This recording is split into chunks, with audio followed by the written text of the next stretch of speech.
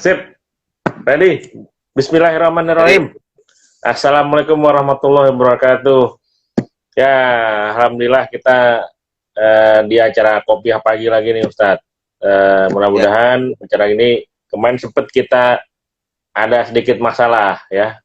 Alhamdulillah, tapi hari ini kita coba live lagi. Udah ada yang nonton nih satu nih namanya Pak Ongki. Dia bilang pagi Ustadz, gitu. Kita bilang assalamualaikum Pak Ongki. Gitu. Kebetulan Pak Ongki teman saya Pak Ustadz. Udah ada yang nonton. Ya. Nah, Waalaikumsalam. Ya. Nah, Waalaikumsalam ya Pak Ongki ya. Ya. Hari ini kita kemarin saya juga kan udah mau deket Idul Kurban nih ya. Nah kan sekarang banyak nih tata cara Idul Kurban atau yang lain-lain. Nah ini kita pengen tahu nih petunjuknya Ustadz yang baiknya gimana gitu Pak Ustadz. Ya. Sukabumi ke Jakarta, pulangnya kita mampir ke Pak Haji. Jangan lupa kita bawa duku buat oleh-oleh. Pagi memang kita bekerja, lagi jangan lupa kita pagi-pagi harus ngaji dulu. Ya, siap. Ya. Ini perihal masalah Idul Adha atau Udhiyah. Ini masalahnya harus berkenaan dengan syarat dan rukunnya. Ya. Syarat dan rukunnya. Adapun untuk kemampuan kita untuk berkurban atau udhiyah itu sesuai dengan takaran kemampuannya. Dihikayatkan dulu ada seorang orang fakir. Karena ada fakir, ada miskin. Karena kalau fakir itu benar-benar dia cuma dapat makan sehari sekali, kadang nggak makan, itu fakir namanya. Dan tidak punya tempat tinggal. Tapi dengan kefakirannya, dia tidak mengurangi rasa dekat dengan Allah. Dia bersedekah setiap hari walaupun sesuai dengan kemampuannya. Satu hari, bahkan dia ketika Idul Adha, dia selalu berkurban. Dia selalu berkurban dengan kemampuannya dia. Karena berkurban itu tidak harus dengan sapi, tidak harus dengan kerbau, tidak harus dengan unta, tidak harus dengan kambing, tidak harus dengan domba gibas. Bahkan dengan ayam pun boleh kalau kita cuma mampunya dengan ayam. Cuman saya tanya sama Pak Jul. Pak Jul punya halo Pak Jul. Ya, Ustaz. Pak Jul punya mobil di rumah? Alhamdulillah ada. Ada. Nah, sekarang Pak Jul kalau kurbannya ayam, Pak Jul kira-kira pantas nggak?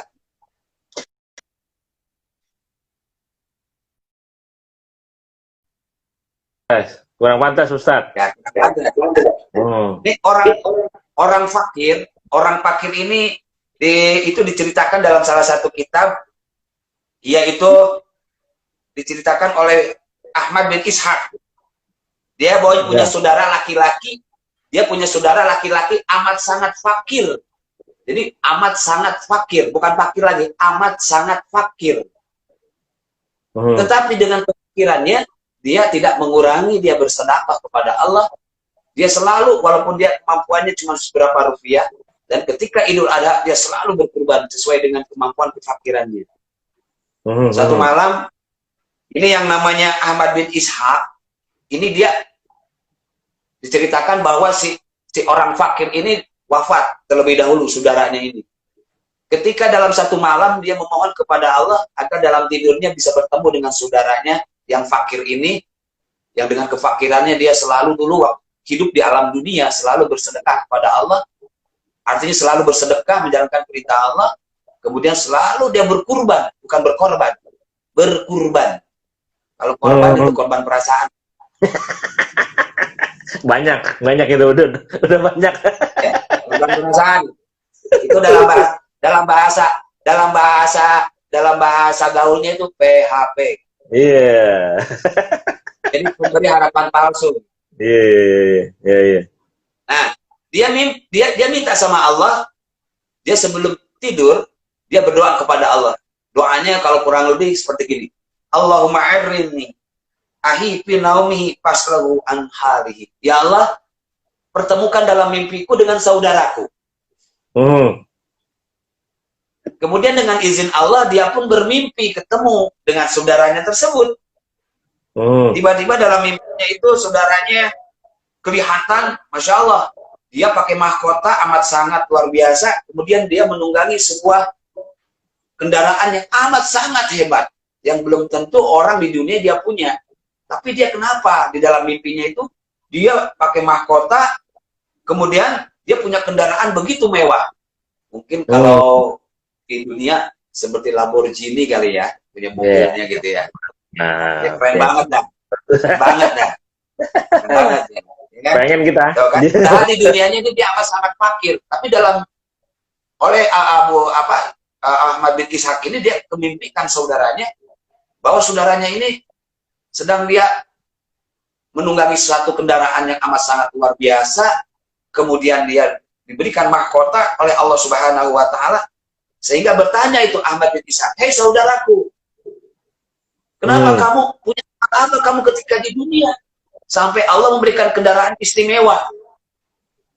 Kemudian Allah memberikan begitu mahkota hebat kepada engkau." Apa jawab saudaranya tersebut? "Wahai Ahmad bin Ishaq, sesungguhnya aku memang dulu adalah orang yang paling tidak punya dalam kehidupanku. Aku adalah golongan orang fakir. Aku adalah golongan orang paling miskin. Tetapi dengan kefakiranku tidak mengurangi aku untuk beribadah kepada Allah, bersedekah semampuku, dan aku selalu berkurban di Idul Adha sesuai dengan kemampuanku. Dan kurbanku Allah terima, sehingga Allah memberikan kendaraan kepadaku untuk mengantarkan aku kepada pintu surga." Ini luar biasa. Jadi masalah kurban, kita tidak ada takaran, tetapi sesuai dengan kemampuannya. Adapun rukun dan syarat menurut kaidah ilmu fikih, syarat daripada kurban itu satu, cari yang sempurna hewan kurban itu. Sempurna dalam arti sehat. Jangan hewan kurban, mohon maaf, jangan hewan kurban yang matanya, mohon maaf gitu, pecah sebelah. Artinya matanya buta sebelah, itu jangan. Apalagi tak semua matanya, itu jangan. Kenapa? Dan nanti kalau nyebrang Siratal Mustaqim gimana? Orang ada lampunya, dia buta, nanti nyasar, bukannya ke surga malah ke neraka kan nanti. Oke. Kemudian kalau harus yang sehat, kemudian yang sempurna, tidak boleh cacat. Orang hewan yang mau dikurbankan tidak boleh cacat. Satu itu. Kedua, dia sudah mencapai satu ketentuan daripada umurnya. Kalaupun ada. Kalaupun misalnya darurat tidak ada dan takut tahun depan kita tidak sampai kepada Idul Adha berikutnya, sementara kita tidak mempunyai hewan kurban itu belum masuk daripada ukuran 1 tahun untuk kami misalnya, maka tidak apa-apa. Walaupun usianya 6 bulan, hewan kambing, hewan kurban tersebut bisa dipotong, diniatkan untuk kurban, walaupun usianya belum 1 tahun. Nah, adapun misalnya si hewan kurban ini, Masya Allah, ini kan hikayatnya zaman dulu nih, hikayatnya. Ini Nabi Ibrahim alaihissalam. Nabi Ibrahim alaihissalam itu kan punya putra, siapa namanya? Lupa. Nah, gitu. Emang Pak Joni lupa apa ngelupain ya? Kadang-kadang kita kalau ditanya bulan Islam tahu, nggak tahu Pak Ustadz, kenapa orang gajiannya saya mau bulan Samsiah bukan Komariah katanya gitu. Bulan Julhijjah saya gajiannya. Ini yang namanya, mohon maaf, namanya putranya Nabi Ibrahim alaihissalam adalah Ismail. Nabiullah Ismail itu adalah putra Nabi Ibrahim alaihissalam yang amat sangat saleh. Itu hasil permintaan Nabiullah Ibrahim alaihissalam kepada Allah, tetapi sekaligus ujian dari Allah. Betul. Jadi, sebagai ujian dari Allah. Kenapa? Nabi Ibrahim itu kaya, Pak Jul. Bayangin, Nabiullah Ibrahim itu kaya.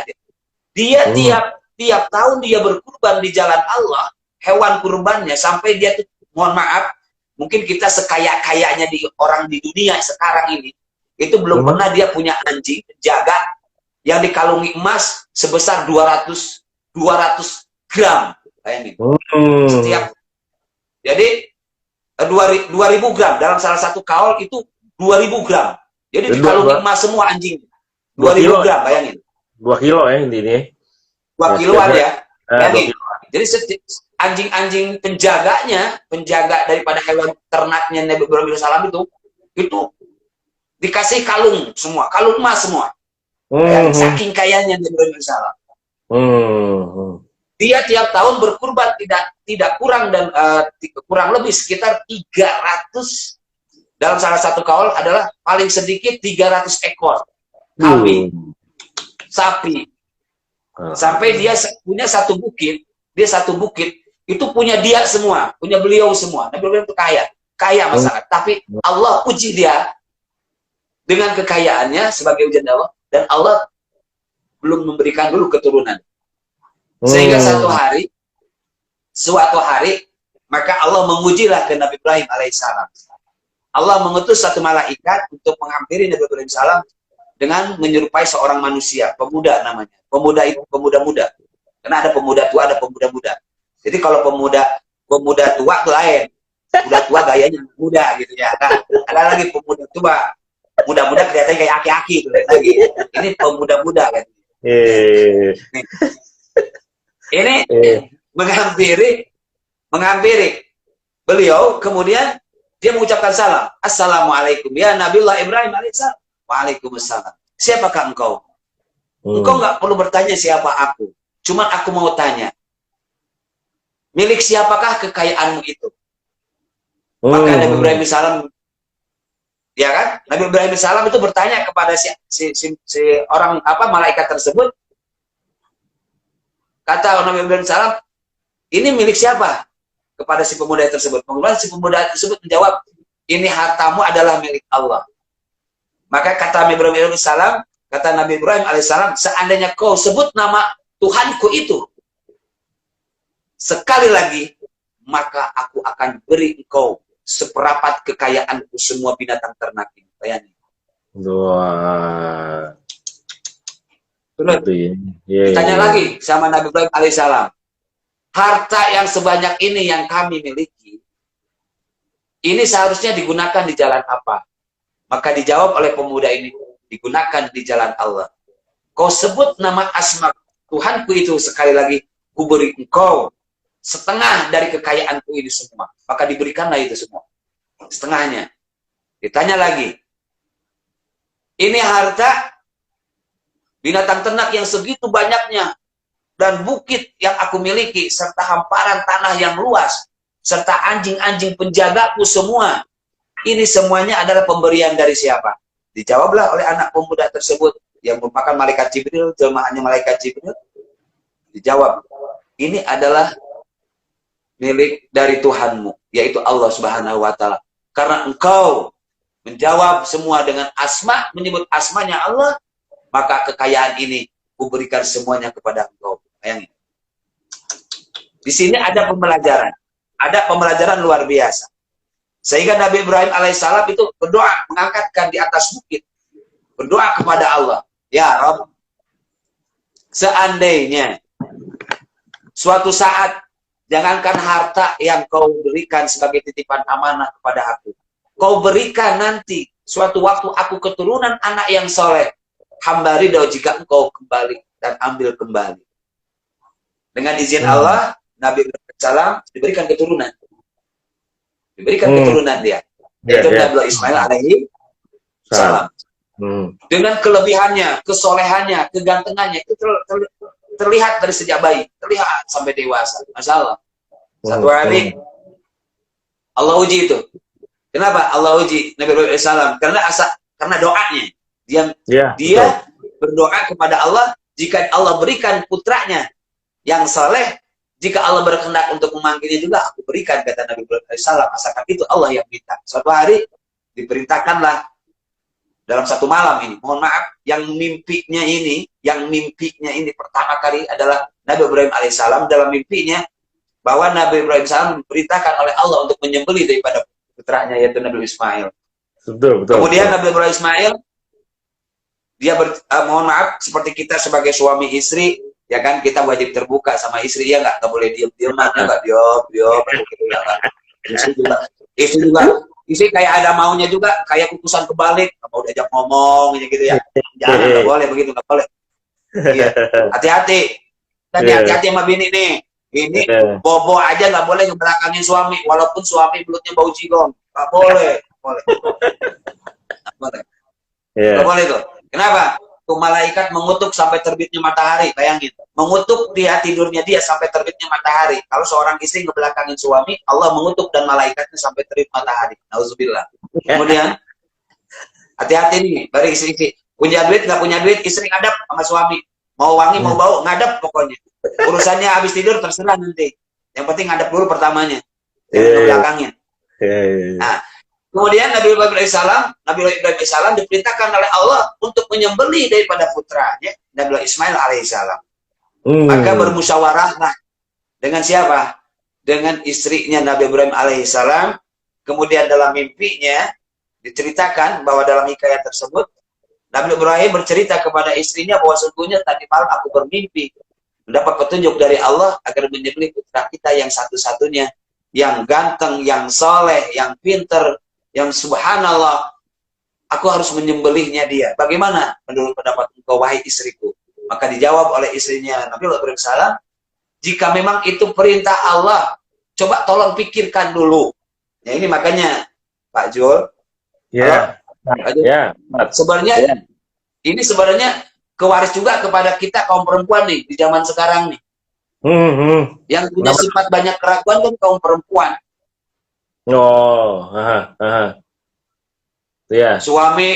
Suami mau beli, punya duit, mau beli mobil, gak usah mikir-pikir, jangan dulu beli mobil dah, masih banyak angkot kok, busway juga masih ada, udah gitu nih. Ini kan sama Nabi Ibrahim alaihissalam ketika dia mau menunaikan perintah dari Allah, itu istrinya itu, masya Allah, istri Nabi Ibrahim alaihissalam itu sampai bilang, pikir-pikir ini jangan-jangan setan ini yang ngebisikin bukan Allah. Masa kita harus memiliki putra kita satu-satunya? Konon Pak Jul, konon ini hikayat panjang loh Pak Jul, gak apa-apa supaya pada tahu semua. Ini konon iblis datang karena mohon maaf nih, ini iblis ini kan punya anak buah namanya setan. Iblis punya anak buah setan. Ada setan harian. Jadi cuma setan itu apa? Yang tukang kredit nggak cuma harian. Setan juga ada setan harian. Nah, ada setan mingguan, ada setan bulanan, ada setan tahunan. Jadi kalau ada misalnya kita mau berkurban, tahun depan aja pada rezeki kita ada tahun ini, berarti itu masuk setan tahunan itu. Masuk ke dalamnya itu. Ya kan? Nah, ini kata Nabi istrinya Nabi Ibrahim salam, ini jangan-jangan perintah dari setan, bukan perintah dari Allah. Coba tolong pikirkan dulu. Tapi ketika mimpi hari kedua pun sama, mimpi ketiga pun sama. Maka ketika mimpi pertama datang, sebelum pagi harinya, istrinya Nabi Ibrahim alaihissalam dia berkomentar kepada suaminya, maka malamnya datanglah setan yang diutus oleh iblis untuk memberikan satu keraguan ke dalam hatinya istrinya Nabi Ibrahim alaihissalam. Kata setan, kamu jangan percaya, itu bukan perintah dari Allah. Masa Allah merintahkan suruh ngebunuh? Masa Allah suruh memerintahkan untuk menyembelih putra kamu yang satu-satunya, udah soleh, ganteng? Ini perintah setan, ini perintah iblis. Setan langsung masuk. Mohon maaf, kadang-kadang yang namanya setan itu kayak benar tapi salah. Kayak benar tapi salah. Maksudnya gimana tuh, Ustaz? Contoh kecil ya, contoh kecil ya. Jadi setan kayak benar tapi salah. Ini kayak benar tapi salah. Contoh kecil. Udah masih ada solusi kok. Bisa. Ini bisa ada solusi. Ya kan? Sepertinya gini. Soal belum tahu, jawaban udah dikasih tahu. Itulah. Padahal akhirnya kita ibaratnya gini lah. Udah, lu jangan injek itu mohon maaf Pak Jul, mohon maaf banget. Ibarat kata kita udah tahu nih, ini kotoran nih bau. Kenapa kita colek, kita cium? Betul. Nah, kemudian singkat hikayat, 2 hari, hari kedua, hari ketiga, hari keempat, hari kelima, mimpinya sama seperti itu. Maka Siti Hajar pun konon di cerita terakhir, di hikayat terakhir, saking Siti Hajar punya keyakinan istiqomah keimanannya kepada Allah, Maka suatu hari Nabi Ibrahim salam pergilah dia dengan siapa? Dengan putranya. Kemana? Dengan Ibrahim ke suatu tempat di mana Allah perintahkan untuk disembelih di situ. Ketika mau menghampiri satu tempat tersebut, tiba-tiba setan di tengah jalan dia menghalangi. Hei, Nabi Ismail, lu mah PA, lu punya bapak, lu gila banget, suruh ngebunuh bocah, suruh ngebunuh anaknya. Lu mikir baik, lu kan anak atu-atunya, mau baik dibunuh sama bapak lu.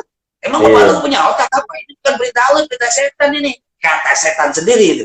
Bayangin, setan lawan setan jadi setan. Ya kan? Ya. Terus kata Nabi Ismail alaihissalam, ini adalah perintah Allah. Ini yakin, ini adalah perintah Allah, bukan perintah setan. Tapi masa ada sih Allah memerintahkan untuk membunuh? Masa sih ada perintah Allah untuk seorang ayah harus membunuh anaknya? Masa sih? Coba pikirin, itu waras nggak? Konon saking keselnya Nabiullah Ismail alaihissalam kepada setan dan iblis yang menghalangi perjalanan niat baiknya untuk takarrub kepada Allah, atas perintah Allah kepada ayahnya Nabi Ibrahim salam untuk menyembelihnya, maka diambillah satu batu. Konon adalah 7 batu. Diambillah 7 batu. Maka dilemparlah setan. Maka kenalah ke matanya si setan tersebut, maka butalah matanya setan tersebut. Makanya di situ ada dalam ibadah haji ada namanya melempar zufro. Oh, iya. Jadi ya. Nah, ini jadi kita kajiannya masuk semua. Ya kan? Ya kan? Betul. Ini tentang masalah udhiyah dan nah, disitulah. Jadi Allah kemudian singkat cerita Nabi Ibrahim alaihissalam ketika mau menyembelih Ismail alaihissalam, maka Allah ganti dengan seekor kambing kibas yang amat sangat luar biasa. Di sini para ahli fuqaha, ulama ahli fikih, ketika kita menyembelih hewan kurban, pilihlah hewan kurban yang sehat, pilihlah hewan kurban yang sesuai dengan kemampuan kita, asalkan dia ini adalah sempurna, tidak cacat, kemudian lagi sesuai dengan, mohon maaf, sesuai dengan ketentuan yang telah digariskan oleh Allah dan Rasulnya, yang dicontohkan oleh para Rasulnya, yaitu Nabi Muhammad SAW, yaitu binatang ternaknya harus yang sehat, yang gemuk, yang udah usianya masuk. Kalau dalam bahasa kitanya udah masuk usia dah, udah tuaan dikit, jangan yang muda-muda banget dah. Ya kan? Gitu. Adapun kurbannya terserah. Iya, betul. Adapun misalnya wa afdalul amalihi, ada afdolnya ketika berkurban. Ini ada afdolnya nih. Kita ketika izab qabul, titipin penitia, asal jangan ngomong aja, gua titip kurban gua dah. Nih gua titip ya, gua titip. Nggak bisa begitu. Cari kita izab dan qabulnya sebagai bentuk amanah yang diamanahkan. Harus ada izab qabulnya. Ini saya nama Fulan bin Fulan, titip amanah untuk berkurban. Jadi di situ ada kaidah satu, akhlak dipakai, ketentuan fikih, kesempurnaan pun dipakai. Masya Allah, ini adalah satu sinergi, artinya satu bentuk memperlihatkan bahwa kita ini berkurban memang harus sesuai dengan ketentuan yang ditentukan oleh Allah dan Rasulnya. Itu Pak Jor tentang masalah udhiyah. Adapun berkurban bisa dilaksanakan di hari H. Betul. Artinya Adha, hari kedua dan hari ketiga. Jadi 10, 11, 12, 13. Ya, boleh itu. Boleh melaksanakan untuk kurban. Adapun misalnya daging kurban, orang yang berkurbannya boleh nggak makan daging kurban? Boleh, tapi jangan semuanya. Jangan paha belakang yang kurban yang makan, orang pakinya dikasih dalemannya doang, nggak boleh itu. Nah, yang menarik kan gini nih Ustadz, kan sekarang kan kita kan di tengah pandemi nih. Satu kan kalau kita lihat kan kurban itu kan sekarang masjid-masjid itu menyarankan udah ini aja kirim duitnya.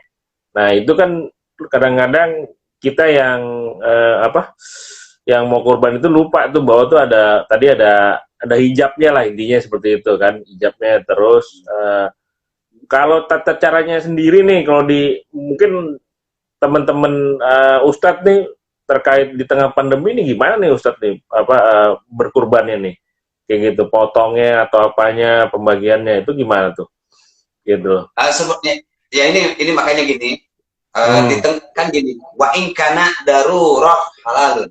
Artinya ketika kondisi darurat itu adalah halal. Kondisi seperti sekarang ini kan lagi darurat. Artinya kondisi orang pengen berkurban, masa orang pengen ibadah dihalang-halangin sih kan gitu. Betul, Artinya setuju. tidak sampai ke situ. Kalaupun misalnya kita transfer uangnya dibelikan kepada hewan binatang yang sesuai dengan kemampuan uang tersebut untuk beli, kemudian disembelih, tapi kita harus menyebutkan bahwa kurban ini adalah buat Fulan bin Fulan, artinya kurbannya Fulan bin Fulan. Itu tidak ada masalah.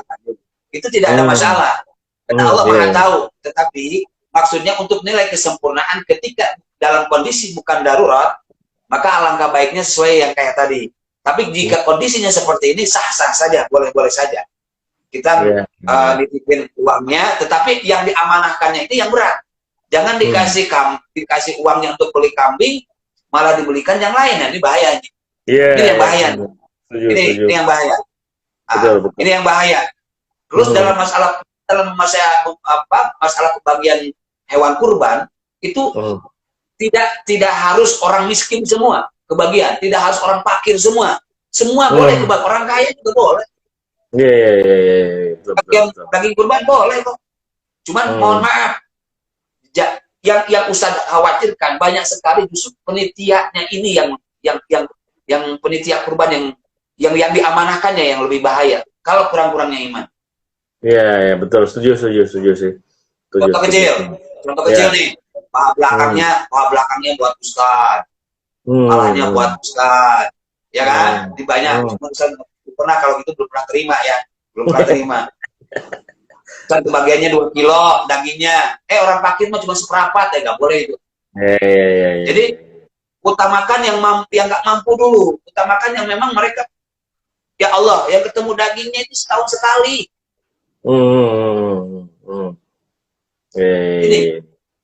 Ini kadang-kadang nih, mohon maaf. Jadi masalah tadi, kembali ke masalah pandemi, kondisi sekarang seperti ini, sah-sah saja. Kalau kurban kita melalui transfer uangnya, diberikan hewan kurban, kemudian niatkan kurban udhiyahnya Fulan bin Fulan, bismillah dengan sholat sunat udhiyahnya, kemudian kita potong di hari hanya, sah-sah saja. Boleh. Tidak jadi masalah. Boleh. Siap. Jadi masalah takaran pembelian hewan kurbannya itu masalah hewan sesuai dengan kemampuannya Pak Jul. Gak boleh dibilang begini Pak Jul. Pak Ustadz, harga kambing berapa sekarang? Bukan jual beli loh Pak Jul. Pak Ustadz, saya mau kurban, tapi saya ngasih uangnya, tolong belikan, punya uangnya cuma 2,5 juta. Jadi jangan tanya harga kambing berapa. Kalau ditanya harga kambing berapa, larinya ke Dizaro dulu, jual beli dulu. Yang dikhawatir tadi, yang diamanahkannya Pak Jul, yang diamanahkannya ini yang khawatir. Paham. Tradisi itu kita buang. Jadi kalau Pak Jul mau kurban atau teman-teman kita mau kurban, cukup bilang begini, saya nitip satu hewan kurban, saya kasih uangnya 2,5 juta. Jadi gitu. Jadi jangan gini, harga kambing berapa? Kalau harga kambing berapa berarti menjual beli dong, bukan mau kurban. Oke, siap. Enggak. Saya punya uang 500.000, saya punya uang 500.000 Ustaz, mau kurban, ya saya belikan ayam dong. Masa saya beliin sapi? ya apa kan kadang juga masjid-masjid itu juga bisa menggabungkan hal itu dengan yang lain. Misalnya orang pengen ikut beli sapi tapi duitnya segini, itu juga kadang-kadang bisa nggak kayak gitu Ustaz? Sebenarnya bisa saja, boleh saja, tetapi jangan, sekali lagi, jangan menghalangi orang mau ibadah. Oke, siap. Contoh kecil, ibu harus nyari dulu nih 6 orang lagi baru, karena di sini penitiannya hanya nerima sapi, nggak nerima kambing. Sakit hati. Allah nggak begitu kok ketentuannya. Satu ekor kambing aja buat 7 orang, 1 ekor kambing buat 7 orang sah kurban.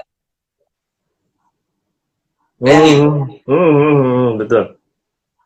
Baginda Rasulullah SAW dalam salah satu hadisnya, dia pernah bersabda, seorang sahabat pernah bertanya kepada Rasul, ya Rasulullah, kenapa kau di Idul Adha tahun ini kau berkurban cuma 2 ekor? Apa jawab Rasul?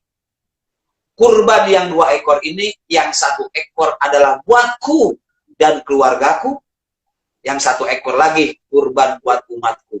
Yang jadi pertanyaan, keluarganya Rasul banyak nggak? Banyak. Umatnya Rasul banyak nggak? Umatnya Rasul banyak nggak? Banyak. Kenapa cuma 2 ekor gibas doang, kambing doang? Betul. Ya. Tapi bagi yang mampu, cakep, beli sapi buat 7 orang. Jangan mobilnya berderet, motornya banyak, kreditnya tiap tahun, kartu kreditnya numpuk. Masa kurban kambing buat 10 orang? Iya. Itu kayak tadi Ustadz bilang, ada setan harian, setan mingguan, setan bulanan. Dia namanya setan lu. Gitu. Setan kredit gitu. Iya, kayak. Iya. Benar. Iya. Jadi itu ya. Jadi apa, berkurban itu kalau semampunya gitu ya, dan tidak boleh dilarang, dan memang ya sudah, dan memang sudah dan jangan lupa ijabnya itu ya Ustadz ya. Iya. Dan ini jujur, mohon maaf, hewan kurban itu tidak boleh ada yang selain kotoran ya, selain kotoran itu kotoran kita buang. Semuanya harus dibagikan. Semuanya. Misalkan gini, kulitnya, bulunya, itu kan kadang-kadang penitia nih, mohon maaf, dikasihkan sama yang motong.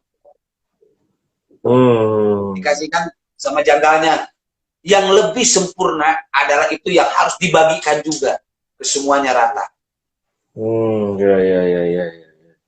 Ini yang bahaya ini nih, yang orang bilang kurang, ya itu kalau nggak misalkan dijual, uangnya dibagikan lagi.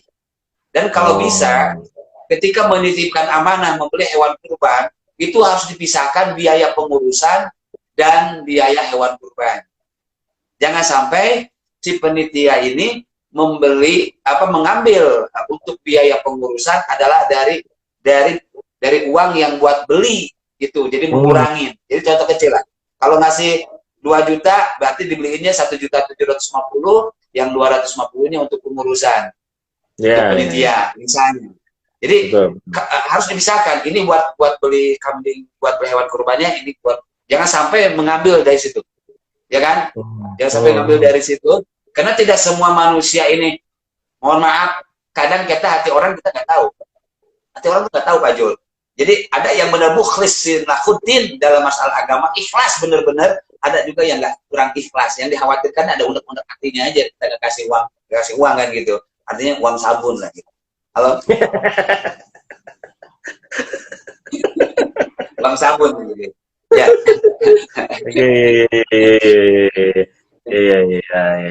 Ya, alhamdulillah nih kita udah 30 menit Ustadz.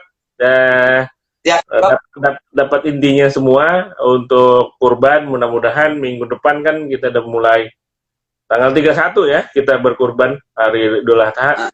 Mudah-mudahan teman-teman dapat informasi dan hidayahnya untuk berkurban lebih banyak di minggu depan dan dilaksanakan dengan baik di tempatnya masing-masing. Nah, biasa nih sebelum closing kita berdoa dulu nih Ustadz. Ya, sebelum kita berdoa, sebelum kita berdoa, sekali lagi harus bisa ngebedain mana kurban, mana korban. Kurban adalah kita menafkahkan di jalan Allah, menunaikan sunnahnya Rasul yang diperintahkan oleh Allah. Kalau korban adalah korban perasaan hatimu kepada aku dan perasaan korban hatiku kepada kamu. Kita tutup dengan doa, Allahumma sholli ala sayyidina Muhammad wa ala alihi sayyidina Muhammad. Allahumma sholli ala sayyidina Muhammad wa ala alihi sayyidina Muhammad. Subhanaka Allahumma wa bihamdika. Subhanaka Allahumma wa bihamdika. Subhanaka Allahumma wa bihamdika. Asyhadu an la ilaha illa anta. Astaghfiruka wa atubu ilaik. Billahi bisabilillah. Wassalamualaikum warahmatullahi taala wabarakatuh. Waalaikumsalam. Oke Ustadz, kita minggu depan kita coba bahas kurban dengan anak. Nah, Siap. nah itu Siap. kita coba. Mudah-mudahan teman-teman bisa memahami apa artinya kurban dan terkait dengan anak yang Nabi Ismail lah, intinya seperti itu. Siap. Gitu. Siap. Oke. Siap. Makasih Ustadz. Sehat selalu. Sama-sama. Kita semuanya ya. Amin. Ayo, assalamualaikum warahmatullahi wabarakatuh. Waalaikumsalam warahmatullahi wabarakatuh.